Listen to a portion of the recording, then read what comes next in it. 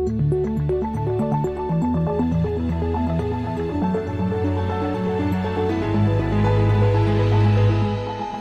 This Morning.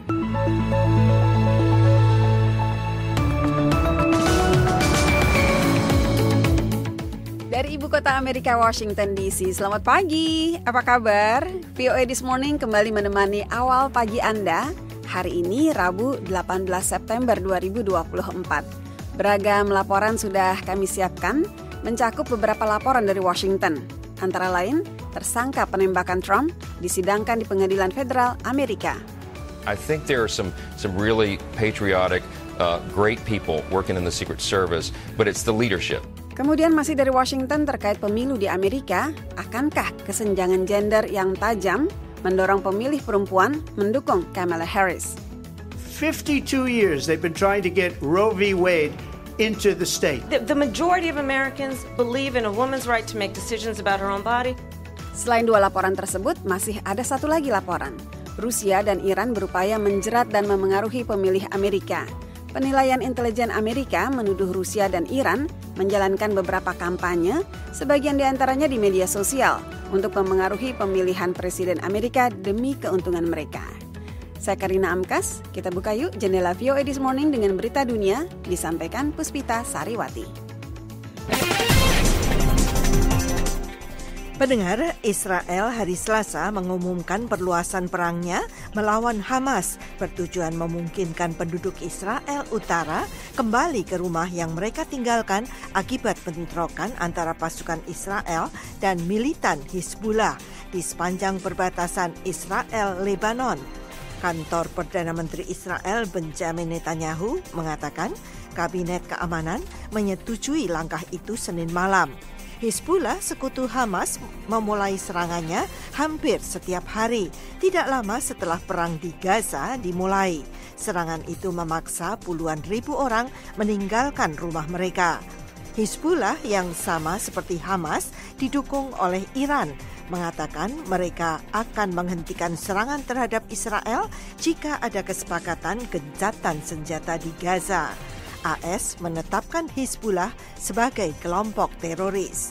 Upaya untuk mencapai gencatan senjata berlangsung selama berbulan-bulan dengan para pejabat AS, Mesir dan Qatar.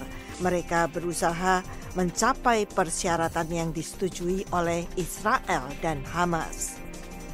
Negara-negara Asia Tengah hari Selasa mendesak Jerman untuk berinvestasi di sektor energi dan transportasi, serta membantu membuka jalur ke Eropa tanpa melintasi Rusia. Kelima negara yang terkurung daratan di kawasan yang kaya sumber daya alam itu ingin membuka jalur transportasi ke Eropa melalui Laut Kaspia. Rute tersebut tidak akan melewati Rusia dan Iran yang dikenai sanksi oleh negara-negara barat. Sistem transportasi dan logistik yang semakin terpadu antara Asia Tengah dan Eropa merupakan tugas mendesak, kata pemimpin Kazakhstan Kassym-Jomart Tokayev kepada Kanselir Jerman Olaf Scholz yang sedang melakukan kunjungan 3 hari ke negara dengan ekonomi terbesar di kawasan itu. Menindaklanjuti pertemuan puncak 5+1 pertama yang diadakan antara seorang pemimpin Eropa dan presiden dari 5 negara Republik Pecahan Soviet di Asia Tengah itu setahun lalu, Scholz menjadi kanselir Jerman pertama yang mengunjungi wilayah itu dalam lebih dari 20 tahun.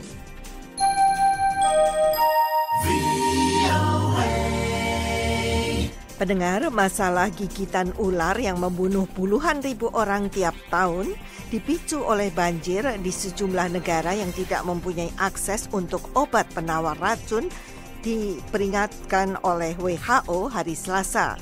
Setiap tahunnya sebanyak 2,7 juta orang digigit ular berbisa dan diperkirakan menyebabkan 138.000 kematian.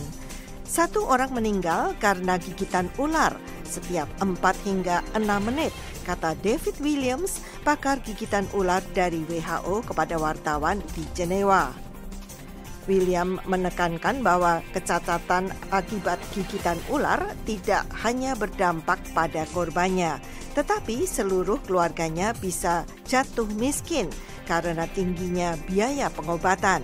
Amerika Sub-Sahara misalnya hanya memiliki akses 2,5% pengobatan yang diperkirakan dibutuhkan.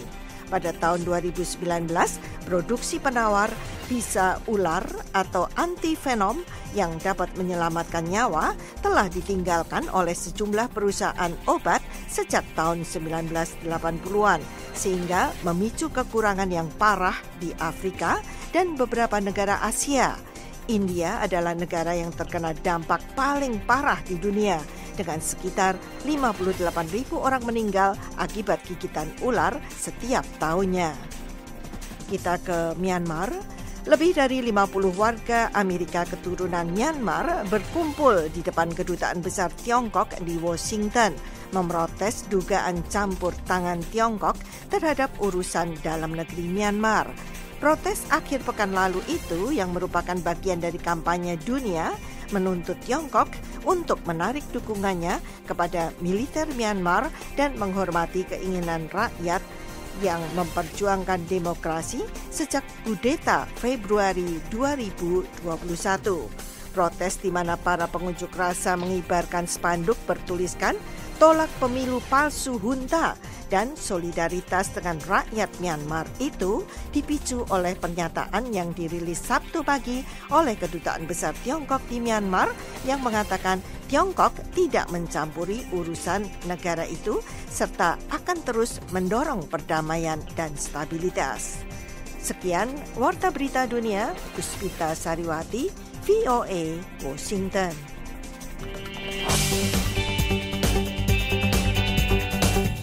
VOA This Morning, selepas berita dunia, kini kita simak laporan wartawan. Percobaan pembunuhan terbaru terhadap calon presiden Partai Republik Donald Trump memunculkan pertanyaan baru tentang kekerasan politik di Amerika. Baik para pimpinan Partai Demokrat maupun Partai Republik sama-sama menyuruhkan penambahan sumber daya untuk Dinas Rahasia Amerika Serikat atau Secret Service. Presiden Amerika Serikat Joe Biden pada hari Senin mengutuk persoalan yang terlihat sebagai upaya pembunuhan kedua terhadap mantan Presiden Donald Trump. In America, we resolve our differences peacefully at the ballot box, not at the end of a gun. Di Amerika, kita menyelesaikan perbedaan kita secara damai di kotak suara, bukan di ujung senapan. Dinas Rahasia Amerika Serikat telah menjadi sorotan Kongres sejak upaya pembunuhan terhadap Trump pada 13 Juli lalu.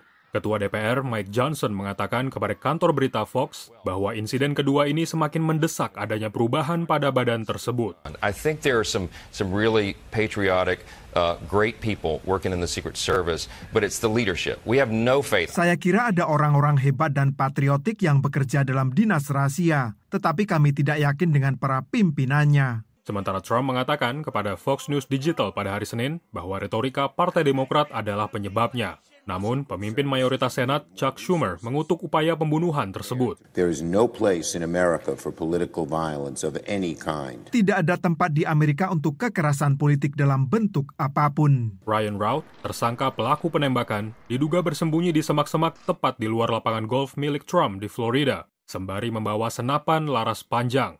Aktivis berusia 58 tahun ini adalah pendukung kuat Ukraina dalam perjuangannya melawan Rusia. Dia sempat berbicara dengan Newsweek Rumania pada tahun 2022 tentang perang tersebut. Konflik ini jelas hitam putih. Ini adalah tentang kebaikan melawan kejahatan. Di sisi lain, Rusia mengatakan bahwa upaya pembunuhan itu merupakan peringatan bagi Amerika Serikat. Dmitry Peskov adalah juru bicara Kremlin. Bermain api tentu ada konsekuensinya. Para pejabat penegak hukum mengatakan kepada wartawan bahwa lapisan pengamanan yang ditambahkan pada hari-hari setelah upaya pembunuhan pertama telah membantu melindungi Trump pada hari Minggu. Rick Bradshaw adalah sheriff di Palm Beach County.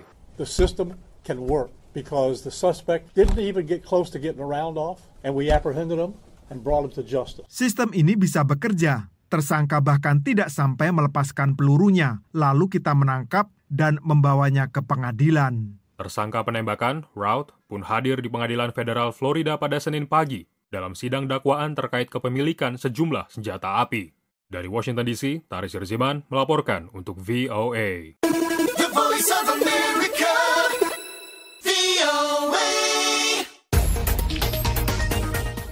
VOA This Morning masih dari Washington. Pemilihan Presiden Amerika antara Kamala Harris dan Donald Trump masih ketat. Namun, Harris memiliki keunggulan yang cukup besar atas Trump di antara satu kelompok pemilih, yaitu perempuan, yang memberikan suara lebih tinggi dibandingkan dengan suara laki-laki. Seperti dilaporkan wartawati VOA Dora McQuarrie, keterlambatan Harris dalam pencalonan presiden memperlebar kesenjangan gender di partai-partai politik. 52 years they've been trying to get Roe v. Wade into the states. I believe strongly in it. Ronald Reagan did also. The majority of Americans believe in a woman's right to make decisions about her own body. And that is why. Pendengar, sejak tahun 1984 lebih banyak perempuan yang memberikan suara dalam pemilu presiden di Amerika. Sebagian besar pemilih perempuan memilih Partai Demokrat ketimbang Partai Republik. Masuknya Wakil Presiden Kamala Harris ke arena pertarungan politik pasca mundurnya Presiden Joe Biden Juli lalu tampaknya telah ikut menyemangati blok kelompok pemilih perempuan ini.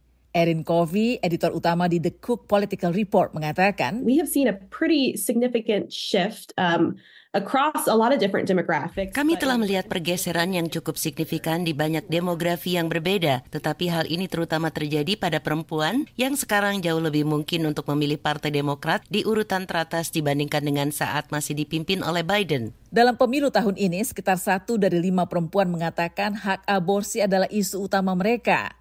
Hakim-hakim Mahkamah Agung yang didominasikan oleh Presiden Donald Trump pada tahun 2022 lalu telah ikut membantu menghapus hak-hak konstitusional untuk melakukan aborsi ketika secara resmi mencabut Roe versus Wade. Hakim Samuel Alito mengatakan keputusan Roe tahun 1973 dan keputusan pengadilan tinggi berikutnya menegaskan kembali Roe harus dibatalkan karena sangat salah, argumennya sangat lemah dan sangat merusak. Ia menyebut putusan itu sebagai penyalahgunaan wewenang peradilan. Trump ingin setiap negara bagian menentukan hukum aborsinya sendiri, sementara Harris menginginkan undang-undang federal untuk melindungi kebebasan reproduksi secara nasional. Salah seorang pemilih di Wisconsin, Chloe Romingmere, mengatakan, Kamala berupaya menciptakan dunia di mana semua orang berhak mengambil keputusan sendiri, berhak atas tubuhnya, berhak menentukan pilihan. Di antara para pemilih perempuan, jajak pendapat terbaru menunjukkan bahwa Kamala Harris lebih unggul dibanding Donald Trump dengan selisih 9 hingga 13 poin. Salah seorang penyelenggara jajak pendapat, Paul Maslin di Pollster FM3 mengatakan, She gained a lot of younger women who independents. Kamala mendapat banyak dukungan perempuan muda yang independen, pemilih non-partisan di bawah usia 50 tahun, bahkan banyak di antaranya berusia di bawah 40 tahun, yang benar-benar bersemangat dengan pencalonannya. Jajak pendapat yang dibuat David McClellan di Meredith College menunjukkan kesenjangan gender masih terjadi di kalangan generasi muda, generasi Z, di mana mayoritas laki-laki berusia di bawah 27 tahun lebih memilih Donald Trump. There has been an increase in terms of the admiration of some Gen Z young men for. Ada peningkatan rasa kagum di kalangan pemuda Gen Z terhadap sikap angkuh atau menyombongkan diri. Sikap ini dianggap sangat macho dan bisa memberi pukulan langsung ke wajah lawan. Dalam pemilu kali ini, jajak pendapat terbaru menunjukkan bahwa Kamala Harris dan Donald Trump secara statistik sama-sama memiliki jumlah pendukung perempuan kulit putih yang sama besarnya. Demikian laporan tim VOA. VOA This Morning, kita beralih ke laporan ketiga pagi ini. Musuh-musuh Amerika sedang meningkatkan upaya memengaruhi hasil pemilihan Presiden Amerika dan pemilihan-pemilihan penting lainnya. Koresponden Keamanan Nasional VOA, Jeff Seldin, melaporkan semakin banyak operasi pengaruh yang canggih yang menarget para pemilih Amerika. Dalam pemilihan Presiden Amerika Serikat, upaya memenangkan hati para pemilih sedang berlangsung habis-habisan. We will save our economy. We will rescue our middle class. It's time to turn the page. Namun persaingan Donald Trump dan Kamala Harris menurut para pejabat Amerika Serikat, termasuk Jaksa Agung Merrick Garland, sebetulnya dipengaruhi Rusia. President Vladimir Putin's inner circle, including Sergei Kirilnikov, directed Russian public relations company. Lingkaran dekat Presiden Vladimir Putin termasuk Sergei Kirilyenko mengarahkan perusahaan-perusahaan hubungan masyarakat Rusia untuk mempromosikan desinformasi dan narasi yang disponsori negara sebagai bagian dari program untuk mempengaruhi pemilihan Presiden Amerika Serikat pada tahun 2024. Salah satu bagian dari skema tersebut, menurut dakwaan Amerika Serikat, termasuk meniru puluhan situs berita untuk memengaruhi cara para pemilih Amerika Serikat menelaah isu-isu penting. Bagian lainnya melibatkan media RT yang didukung pemerintah Rusia yang dituduh menyalurkan hampir 10 juta dolar ke sebuah perusahaan media yang berbasis di Amerika Serikat. Juru bicara Departemen Luar Negeri Amerika Serikat, Matthew Miller, mengatakan, to pay unwitting Americans millions of dollars to carry the Kremlin's message. Dana jutaan dolar itu digunakan untuk membayar orang-orang Amerika yang tidak sepenuhnya menyadari bahwa mereka dimanfaatkan untuk menyampaikan pesan-pesan Kremlin yang dapat mempengaruhi pemilu Amerika Serikat dan melemahkan demokrasi. Rusia membantah tuduhan tersebut. Juru bicara Kementerian Luar Negeri Rusia, Maria Zakharova, mengatakan, ini adalah sikap anti-Rusia. Ini adalah serangan terhadap kebebasan berpendapat. Ini adalah diskriminasi. Dan ini adalah permainan manipulasi paling kotor Amerika dan orang-orang berpengaruh di pemerintahan selama siklus pemilu. Para pejabat Amerika Serikat menganggap bantahan tersebut sebagai hal yang menggelikan. Penilaian intelijen tidak rahasia Amerika Serikat yang dikeluarkan awal bulan ini menyebut Rusia sebagai ancaman pengaruh asing paling aktif terhadap pemilu mendatang yang bertujuan meningkatkan peluang mantan Presiden Donald Trump. Menyusul posisi Rusia, kata Jaksa Agung Garland, adalah Iran. Para pejabat intelijen Amerika Serikat mengatakan Tiongkok juga telah menjalankan kampanye media sosial berskala kecil yang bertujuan merugikan para kandidat yang dianggap memusuhi Beijing. Arif Budiman, VOA Washington.